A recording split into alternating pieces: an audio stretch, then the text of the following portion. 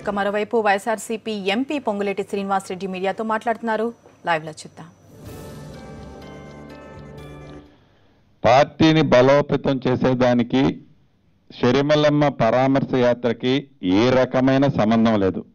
మీరంతా గమనించాల్సింది పార్టీలో ఉన్న కార్యకర్తలకు మనోస్థైర్యం కల్పించడం కోసం రాజశేఖర్ రెడ్డి గారిని మరణాన్ని తట్టుకోలేక చనిపోయిన కుటుంబాలని పరామర్శించటం జరగటం లేదు.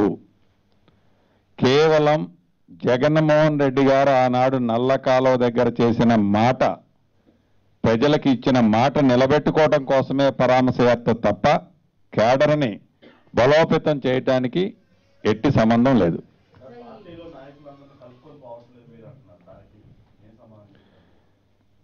ఒక్క విషయం మీరు గమనించాలి. రాజకీయాలు నేను కొత్తగా అయినప్పటికీ పార్టీలో కలుపుకొని పోనప్పటికీ అని ఎవరైతే నా మీద గుడ్డగాల్సి వేస్తున్నారో, తెలంగాణ రాష్ట్రంలో వైఎస్ఆర్ కాంగ్రెస్ పార్టీకి ఏదైతే సెంటిమెంట్ ఎన్నికలు మొన్న 2014లో జరిగాయో ఆ సెంటిమెంట్ ఎన్నికల్లో కూడా 10 జిల్లాల్లో తెలంగాణ జిల్లాలో వైఎస్ఆర్ కాంగ్రెస్ పార్టీని నిలబెట్టింది.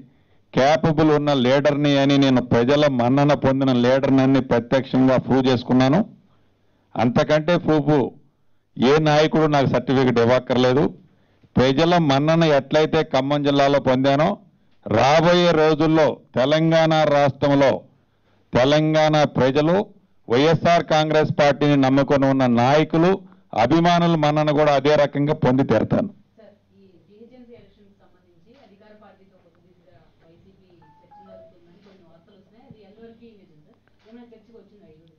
దయచేసి మీరు గమనించాలి, అధికార పార్టీతో పొత్తుకు పోవాల్సిన పరిస్థితే ఉండి ఉంటే